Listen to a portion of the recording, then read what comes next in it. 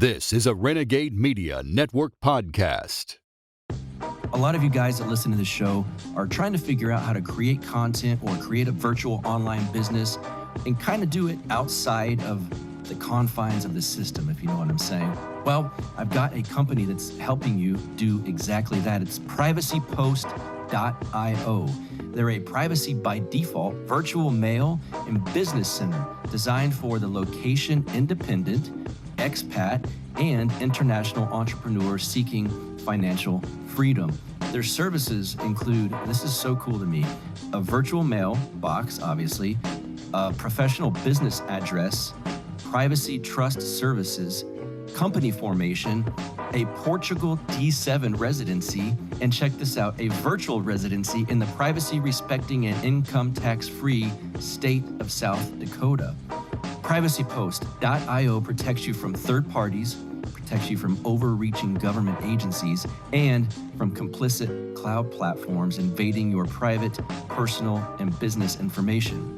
Privacy is something we all value, right? It's freedom of association, expression, commerce, and mobility. If you want to start a business online, go check out privacypost.io. You can basically work outside of the confines of the system that none of us like to work within. Go check them out at privacypost.io for more information.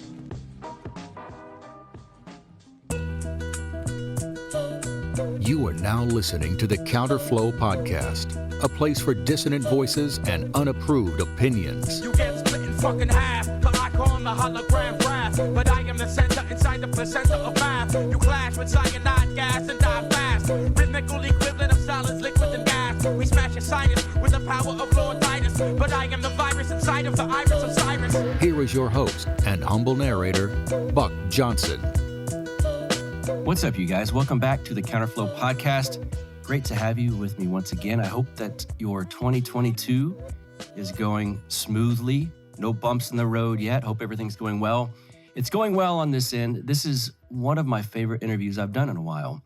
I was super impressed with this interview. It's not like it should have surprised me, and maybe it didn't, because the book we're going to discuss was so well done, so concise, so palatable, and it answered so many questions.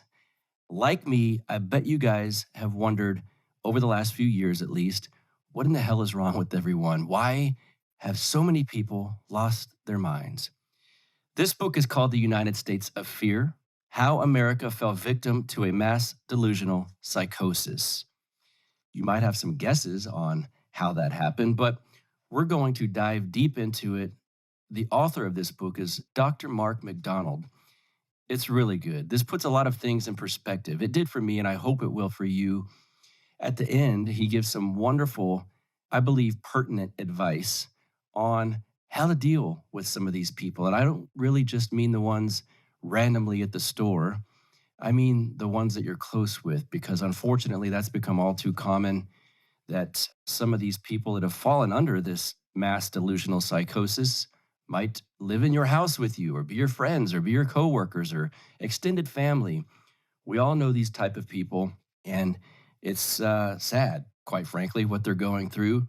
So we're going to get into a lot of the down and dirty details. Off the top here, I should thank two of my loyal listeners, and now my good friends, Gerard and India. They bought this book for me. They shipped it to me and said, you got to read this book. It's amazing, and it's a quick, easy read.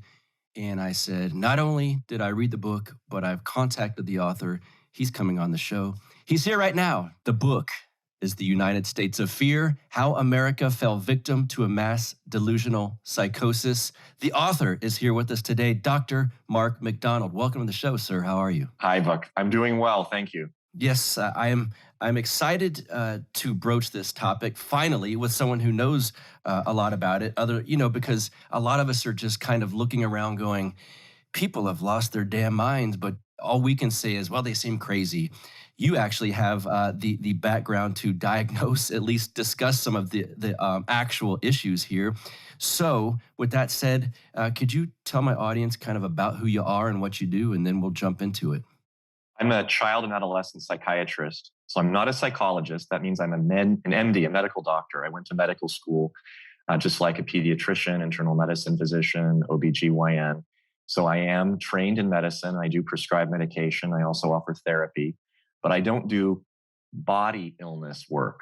I just work with people who have emotional and mental illness, like depression, like anxiety, more severe illnesses like schizophrenia, bipolar disorder.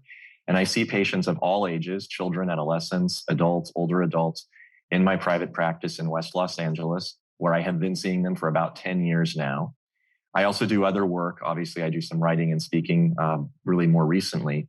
But for the last 10 years, my primary professional work has been clinical psychiatry, treating people who have mental illness in my practice.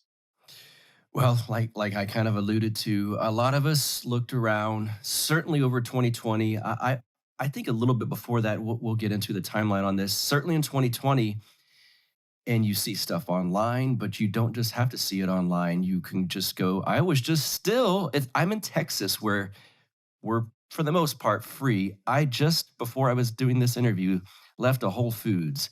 What do you think I saw in that Whole Foods? People that I kind of look at going, why are you still wearing a mask? We know that it doesn't do anything, but that's a whole rabbit hole I can go down. So Look, I was in Trader Joe's just yesterday outside of Dallas, and 40% of the people in the store were wearing masks. So LA is a disaster, but even in Texas, in the sort of mixed blue areas, especially Yes. metropolitan Dallas, you're still seeing this behavior. It's illogical, it's self-destructive, and yet it is pervasive throughout the country. Yeah, someone once said regarding the types that would go into Trader Joe's and or Whole Foods, smarter dogs, easier to train. I don't know, but it is interesting how you see it in there. I want to dive into the details, but I would say about your book, it's not just a confirmation bias. I didn't read it go, okay, see, I was right. I read it and it helped me understand the craziness that I'm seeing. Mm-hmm. You use terms that they're from your field, but I will say for my audience, you put it into a manner that's easy for me to understand. My audience should be able to understand it as well. What inspired you to start writing this book? Well, I've been speaking a lot, especially since May, June of 2020. And a lot of the time when I speak, I have people come up to me from the audience or my colleagues, and they'll say, you really should write something. You really should put this into a written form so that people can sit down and take it all in on their own time while they're pondering these problems, get a bigger audience. And I always kind of laughed at that and said, I'm not really a professional writer. I love to write. I actually did a lot of writing when I was in high school and college, where I studied literature and music. I'm trained in humanities and social science. I'm not originally trained as a scientist or as a physician. That came later. But I would say to them, well, that's not really me. That's not really what I do. And it was only after being repeatedly prodded for over a year by people that I respect and people who have listened to me repeatedly that I finally decided, okay, I'm going to do this. I'm actually going to sit down and write a book. And the editor of one of my colleagues' book, her name is Dr. Simone Gold, and she's the head of the America's Frontline Doctors Group that organized the big summit in summer of 2020 that blew up the internet and caused President Trump and his son's Twitter accounts to be suspended and the tweets removed. She wrote a book called I Do Not Consent. And on the cover of that book is actually a picture of all of us on the Supreme Court steps standing behind her. And I'm on that photo, and I'm on the cover of her book.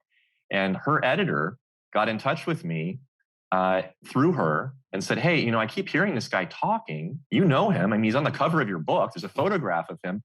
I think he'd be a really great writer for a book that I'd really like him to publish about fear. He's a psychiatrist. He can talk about fear. And initially I went, oh, no, I don't want to do that. But eventually I agreed. And I said, all right, I'll give it a shot. So I started writing this book about fear back in summer of 2021, really with the purpose of offering an explanation to Americans about how we got here. Why are we doing this? Is this some crazy bug in the air that just showed up in March and everybody just turned into zombies like a horror movie? Or is it something more subtle, more insidious, something more covert that's been going on for a long time? Well, I think it's the latter. And so I did research on it, and I actually put that research and my thoughts into writing in the book to explain how we became so scared. And then from there, I decided, well, that's not really enough. I want to also kind of understand the cultural underpinnings of this. Is this just a political issue? Is this just a medical issue? Or is it something more? Is it something more fundamental Like, for example, the redefining of masculine and feminine as a cultural species. And if that's something that's been changing, maybe this is bigger than just medicine. Maybe this is a really big shift, a cultural shift. And then finally, I said, well, I don't want to stop with just that because I don't want to leave people hanging because they're going to ask me, well, what do we do about it? So then I ended up finishing the book with a final chapter called The Way Forward, which explains, in my view, how we can start to move ahead, how we can start to leave the fear behind. And I put it all together and I called it United States of Fear, How America Fell Victim to a Mass Delusional Psychosis. And the book is doing very well. It's selling incredibly quickly on Amazon and Barnes and Noble. And in fact, it's doing so well, the publisher said, we need to start another book. So just last week, while I was in Dallas, actually, I started writing the first chapter of what will be my next book, which will be tentatively titled Recovery from Fear, an individual and national pathway forward to moving past fear addiction, modeled after AA and the 12-step program. And obviously, as well, it sounds a little bit like Jordan Peterson's 12 Rules for Life. So I kind of merged those two together, and I'm going to hopefully get that book out by this Easter. Oh, very cool. Very cool. You said that this had probably been building up, and you get to that in the book. I would say for me personally, things started seeming strange just post-election in 2016. You know, I at the time thought, what did Obama do to half of this country to make them flip out over just losing an election? And that's probably not the correct way to analyze it, but that's just, at the time, that's what I was thinking. Did you see some hints of this crazy fear stuff after 2016? I did, but I didn't recognize it at the time. What I recognized, and I think all of us saw, was this huge divide growing between I was going to say left and right, but I think it's a little more specific than that. I would say it's more urban and rural. It's more those who rely on government in the big cities and those who really want to just be left alone and live their lives out in the rural areas. Now, you could call that conservative and liberal, but it's a little more subtle. I think that there are other factors. Certainly, those who are secular, those who are single, those who are very well educated, often white, women, those who live in a kind of Europeanized style of life where they take public transportation, they live in very dense housing, they eat vegan food, they're worried about cholesterol-free water. That crowd of people, which are largely coastal elites, and then those in some urban areas in Chicago and Atlanta and other large cities, even Dallas to some degree, those people are really, and as I say this since 2016, have really become quite histrionic, quite emotionally supercharged against everyone else in the country. And that everyone else is kind of represented by Donald Trump. And that was the representation in the election. And it was no longer a kind of political difference. It was actually visceral. It was a very emotionally charged, very personal form of anger and even hatred. And as I've been saying recently, sadism, the delight in humiliation, the delight in torture and pain and suffering of other people. I had never seen this before in my lifetime in politics. It rose to a supra-political level. And in fact, it accelerated over time into what I now call, or I would describe it as not a difference of opinion, difference of politics, but really a difference of reality. This crowd is now the same crowd that is arguing that men can menstruate. Well, that's not an opinion. That's not a view. That's not my experience, your experience, my truth, your truth. That's really a different reality. We're living in a world where half of the country or so believes that when you drop things from a tree, they fall and hit the ground. And the other half believes that when you drop them, they accelerate up towards the sun. I mean, that's the difference in reality that we're living in. And that started in 2016 and really accelerated after the election of Donald Trump. So it wasn't fear per se, although I can see looking back, it might have been fear of a change, but it was really driven more by anger and hatred. But I think that sometimes you can use that, and I think that's how really the government and media and corporations capitalized on it over the last 3 years. you can use that fervor, that anger, that aggressive posture as a way to cultivate fear. Because at its core, it comes from insecurity. It comes from this feeling of, I'm not really secure. I'm not really good enough. I don't really have evidence on my side. And so I'm going to preemptively attack everyone else before they get to me. And I think that really is at its core driven by fear. But I would say at the time, I thought it was more just histrionics.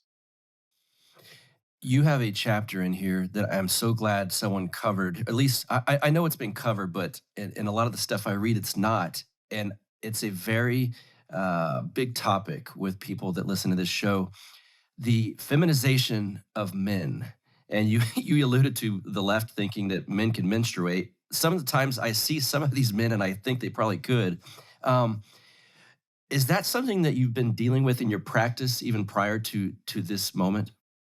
Well, it is. And that's why I included it in the book, because it didn't start with Donald Trump.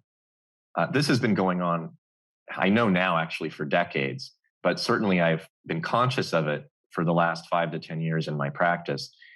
We've seen testosterone levels dropping for the last several decades. I included that in my book. We've seen the complete jumping of the shark of the feminist movement away from equal rights to a condemnation of men. And honestly, feminists are really attacking women as well. It's really an anti-feminine feminism as well as an anti-male feminism. But in my practice, what I saw in the last few years, and the more I asked about it, the more it became obvious to me, is a kind of suffering that's been occurring by both my young male patients and my young female patients, but in different ways. The young men are growing addicted to masturbation, video games, social media, pursuing quasi-relationships that are virtual, not face-to-face, a feeling of inferiority, a lack of desire, drive, and courage to approach women, to express desire for women, and to tell them, I like you, I want to spend time with you, get to know you, and date you, which is the way that, in a nutshell, men have been behaving for millennia in different ways and in different cultural situations and under certain norms. And because of this re-education that men have been going through to define them as inherently toxic, there isn't just toxic masculinity and non-toxic masculinity. Masculinity itself is deemed to be toxic at a fundamental level. And that's what they're being told now, that expressing masculinity is in itself an expression of toxicity. So you're only left with being feminine or being neutral, being receptive rather than assertive, being the one that waits rather than one that leads. And that is not masculine. That is feminine. Now, that's not bad, but it's not something that men should be doing, at least not overwhelmingly. And because of that vacuum of assertiveness, leadership, expressing desire, going and getting things done, taking action, women have filled the void. And women are not happy about this. When I ask the female patients in my practice, how is life going? How's dating? Nobody gives them attention. Nobody gives them compliments. Nobody asks them out. They have repeatedly told me that they don't know where the men are. I cannot find the men. All of the men that I meet are not really men. They feel more like girlfriends. A woman in Malta wrote to me recently after seeing one of my interviews with a South African podcaster called Jeremy Nell, who writes a really beautiful podcast called Germ Warfare, J-E-R-M, Warfare. And he titled the podcast, Men Have No Courage, They Have No Balls.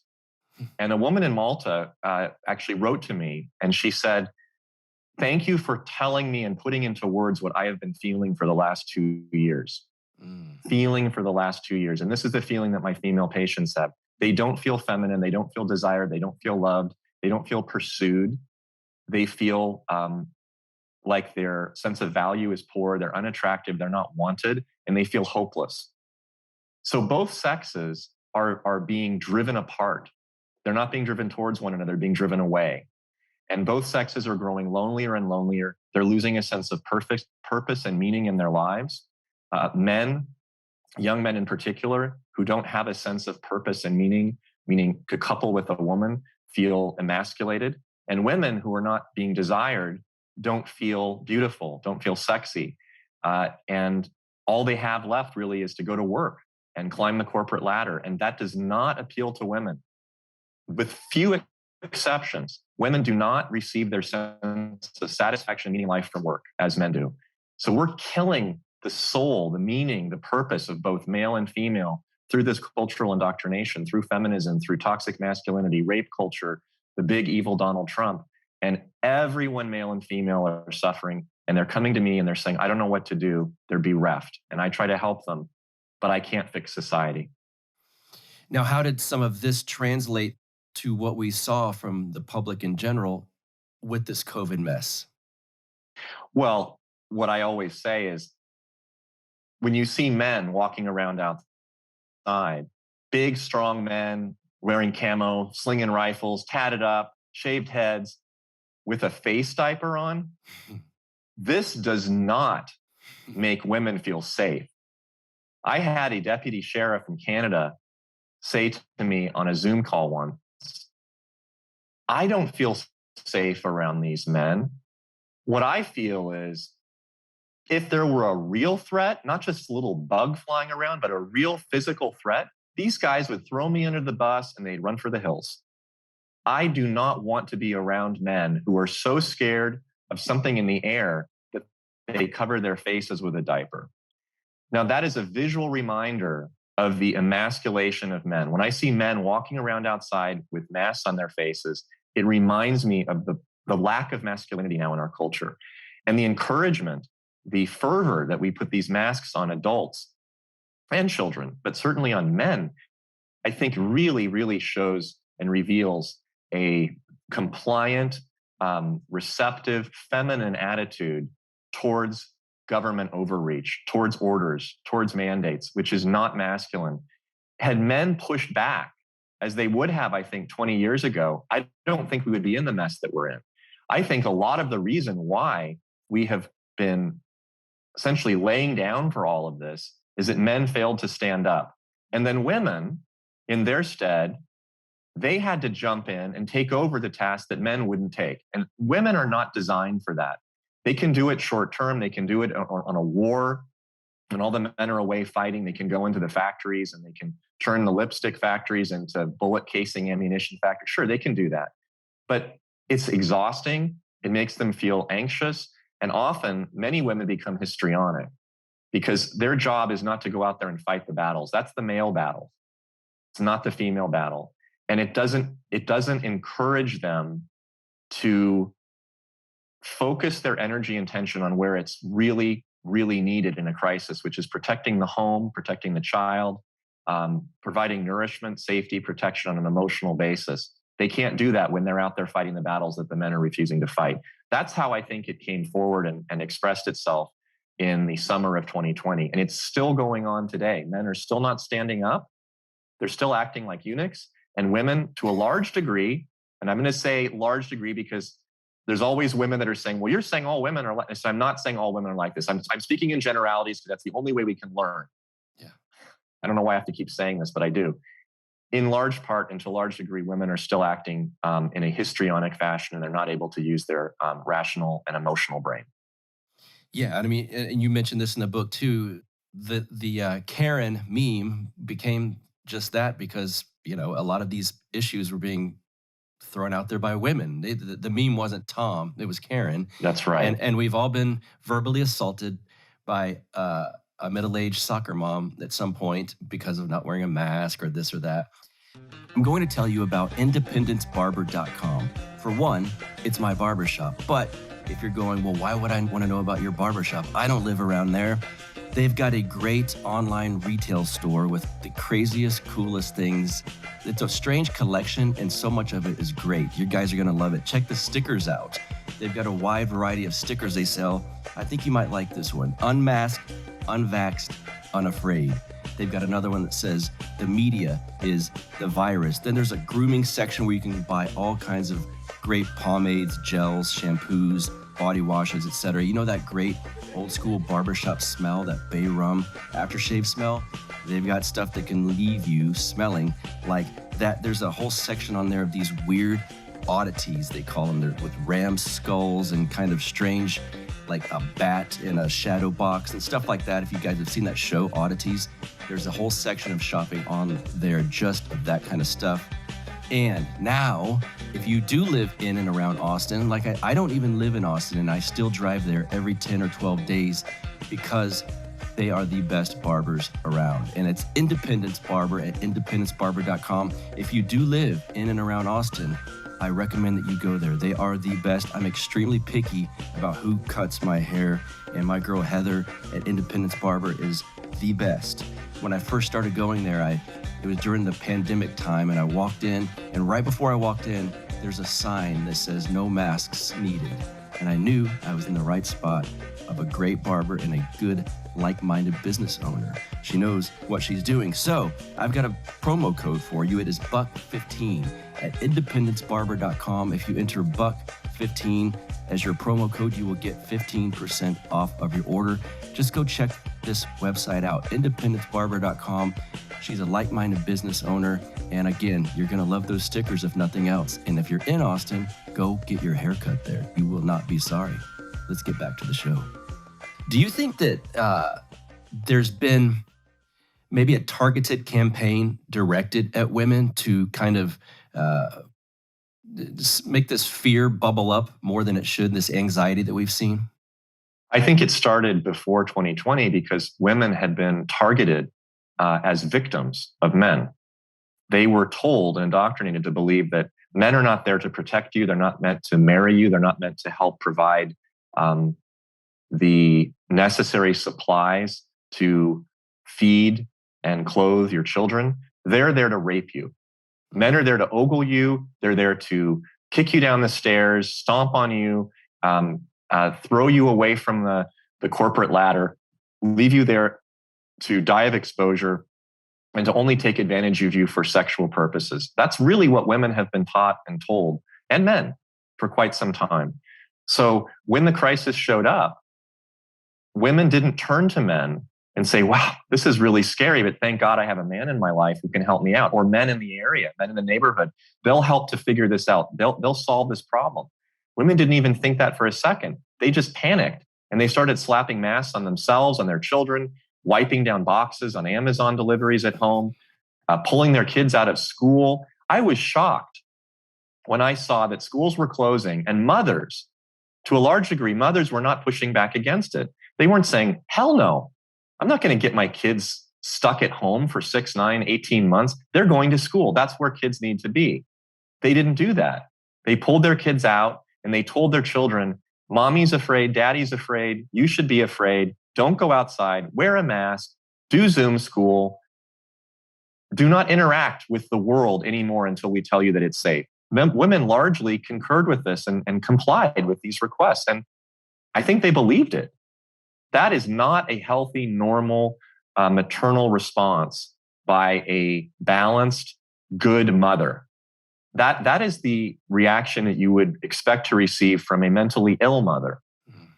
Something went wrong, and it didn't just go wrong in March of 2020. It had been going wrong for a long time, and I think it just got activated and accelerated because of the denouncement by the government of any expression of risk or traditional action, and the request, the demand to worship at the altar of safety. And everyone was just, women included, were just only too eager to lay down on their knees and comply. Can you tell quickly the story? This is something that I found very important because a lot of people should hear this. There's a story, I think it was of a patient of yours that basically the message is, if you hang around the wrong people, you're going to be trapped into these fear-mongering type behaviors of the mask and everything. And I believe it was her mother kind of fell for this kind of stuff, and then she ended up falling for it. Then she basically got a new group of friends. Can you tell that one briefly? I'm trying to remember which one you're referring to. Basically, the message was, when you, it's who you surround yourself oftentimes with, especially in a year like 2020, when a lot of people didn't have that many outlets to go to.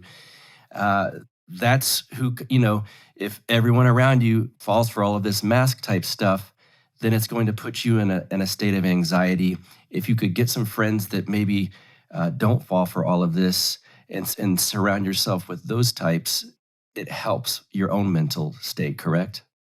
Well, what you're referring to is the first step of what I call the way forward, which is before you do anything else, check in, ask yourself, how am I feeling? How am I doing? Am I scared? And if the answer is yes, then you need to surround yourself with other people who are like-minded, looking towards freedom from fear, looking towards normalcy that will not reinforce your fear. If you are one of the scared, one of the hysterical, don't spend your time in media chat groups explaining how much better you feel now having washed down the packages for the 16th time today so that everyone else will nod their heads in agreement and say, excellent, I did it 20 times. You need to cut those people off and you need to move towards a different group of people who are rational, calm, people who want to meet in person, people who are willing to share healthy examples of improvement in physical and mental condition. How you spend your time and who you spend your time with is so important. If you're a drug addict and you just keep hanging out all the time with people at bars, you're not going to lose your addiction. You have to hang out with people who are not drinking alcohol. It's kind of basic common sense. So if you're addicted to fear, stop hanging out with fear addicts. Hang out with people who are fear abstinent, people who've kicked the habit or people who never had it to begin with.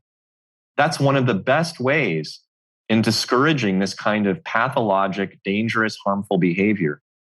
There's a kind of echo effect that occurs when you're in, say, a large urban area in a city where everyone else is doing the same thing, saying the same thing, and they're all acting like crazed chickens with their heads cut off. You have to get away from that environment and go to a healthier environment so that you can calm down. You can take things down a notch on the temperature level. I think that's very, very important. And people don't pay attention to that because they feel more comfortable hanging out with people that reflect their feelings. But often it's better to challenge yourself and hang out with people who reflect different feelings that are healthier and less fear-driven. Can you talk about some of the mental issues, things like the lockdowns caused that you've seen firsthand in your own practice? Lockdowns are incredibly destructive to the physical and the emotional condition of individual citizens. I see it from a psychiatric perspective because that's really who comes into my practice and what they complain about are emotional problems. And since these lockdowns started in March, April 2020, here in Los Angeles anyway, all of the children in my practice have descended into an abyss of anxiety and depression. I've had some children put into inpatient units that I've never seen suffer from that degree of mental illness before, locked up because of self-harming behaviors. Some have been unable to leave the side of their mother physically for over a year. They can't go to sleepovers. They can't go to play dates. Older kids, the ones that are in junior high school, they've lost the ability to make eye contact, to speak to other people face to face. They just cover their mouth with a mask and they look down at the floor. They don't want to participate in group or team sports. They don't want to go to theater. They certainly are not comfortable dating. They can't carry a conversation. A lot of them obviously have gained weight. They've started drinking, hurting themselves. So physically, they're not well, which leads to feelings of depression and anxiety as well. A lot of the girls are coming down with weight problems, acne, terrible nutrition, which is causing them to have trouble with sleep-wake cycle. There are so many unhealthy consequences to staying at home, to being isolated, to not touching people, to not touching your environment, to not touching the earth, to not being with groups and noticing how you appear to others. We get feedback from people, whether we're acting reasonably or we're going off the rails. People will give us dirty looks if we're saying something that's inappropriate, or they'll raise their eyebrows if we're doing things that are not socially appropriate. Well, you lose all those cues after you stay home for months and months. You don't know what's normal and what's not. You start to kind of lose your sense of direction. This is what's happening to young people. Locking themselves away for 2 years has wrecked their emotional development, their social development, and in many cases, their physical health as well. Have you seen people even recently that are still scared to re-enter society? I had a patient that actually left my practice recently because he insists on wearing a mask everywhere he goes, despite his double, triple shot status. And simply because I am not wearing a mask in my office, it made him so anxious and so uncomfortable that he didn't want to see me anymore. Now, this young man in his 20s had locked himself at home, had not even left his house for 6 months until he got his first shot. And then he felt this sense of relief, protection. Now I'm protected. Now I can go out. Well, of course, as many people have discovered in a few months, the shots don't offer any protection from getting sick. Absolutely none. So he then became scared again and said, well, now that the shots aren't working, I can't leave my house anymore. Not until I get my booster. This is going to continue endlessly. This man is going to be locked away in his home until either this whole fear pandemic is over or until he actually gets treatment for his emotional illness. And it is an emotional illness, but he's not going to get it from me because he doesn't want to see me anymore. He's still shut in his home, largely speaking, 24 hours a day, and he looks terrible. Golly, it's. I'm in Texas, so again, we don't see as much of this as you must see. You're kind of in the belly of the beast. It's crazy to hear things like that. Yet, there are people that I know in my own life that are kind of experiencing this. My goodness. I'll get you out of here pretty soon. There's a few more things I want to hit on. Man, that one kind of threw me off. That's crazy. What is some of the most egregious lies and propaganda that you've seen from media through this? I said in the beginning that there were really 3 lies that this entire pandemic of fear was based on. One of them is that healthy people spread disease. This is just counterintuitive. When you don't have symptoms of illness, and I'm talking about not blood illness where you can't see it, but respiratory illness like flu, like cold. If you don't have symptoms of that, how are you going to infect other people with your cold and with your flu? We've never, ever said anything so silly. And yet, in order to scare people, to keep them at home, to keep them masked, to keep them tested, to get them shots, everybody had to be a risk. If only people with symptoms of illness were dangerous, problem solved. You just do what we always do. We just keep people at home until they're no longer contagious and they go back to school, back to work. That's so simple. But that's not going to work here because that's only a few million people at a time. We need millions, tens of millions of people. How about 330 million, the entire population of the US, to pretend as if they're sick forever? That was the first lie. The second lie is we are all terribly at risk of catching this and dying from it. Not just grandma and grandpa in the nursing home, but your 5-year-old kindergartner, he's just as easily at risk of catching this and dying as grandma. That is so absurd. When was the last time we had a disease where everybody was equally at risk of dying, or even at significant risk of dying? I mean, maybe HIV 25, 30 years ago.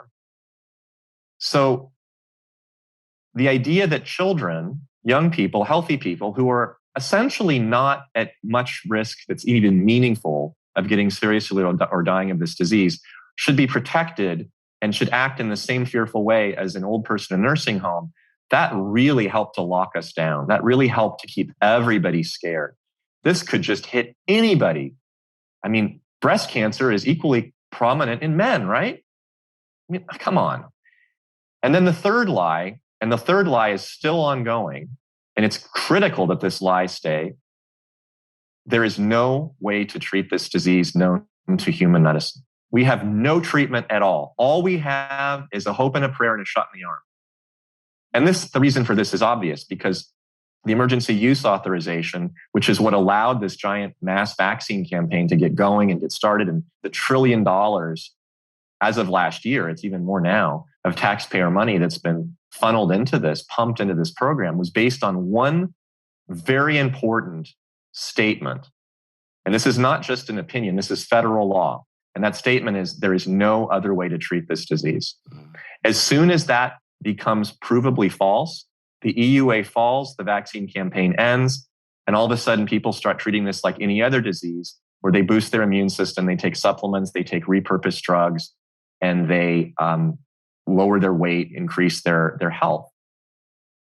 That is the fatal flaw. It's the Achilles heel in this whole pandemic of fear, actual treatment. Mm-hmm. Just yesterday, and I mentioned this on my podcast when I was filming earlier, my co-podcaster took a photograph on his phone of the freeway sign on the 405 freeway, one of the major freeways in Los Angeles that runs north-south through the LA and Orange County area.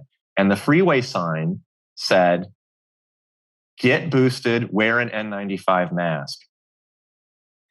Now, that is, functionally speaking, pure propaganda. It is the expression of a known falsehood for the purposes of gearing and delivering and guiding people towards a specific political position. Yeah. It has no basis in reality, no basis in medicine. It actually causes harm to people, more shots, more masks. That's not what we need. It doesn't help.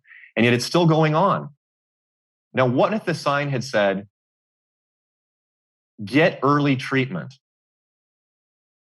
I've never seen a public announcement, a sign, even a speech or a statement by a bureaucrat or an elected official that said, "Get early treatment." Not one in the last 2 years. That propaganda, that lie is now probably the most damaging, the most harmful lie that is not only keeping the pandemic of fear going, it's keeping people from actually saving themselves, yes, if they are at risk, by encouraging them to get shots that do not protect them, do not reduce the spread or transmission of illness, and actually delay the care that they need in order to keep themselves in the low risk category and remove the possibility of going to a hospital and dying. So that propaganda is actually killing people.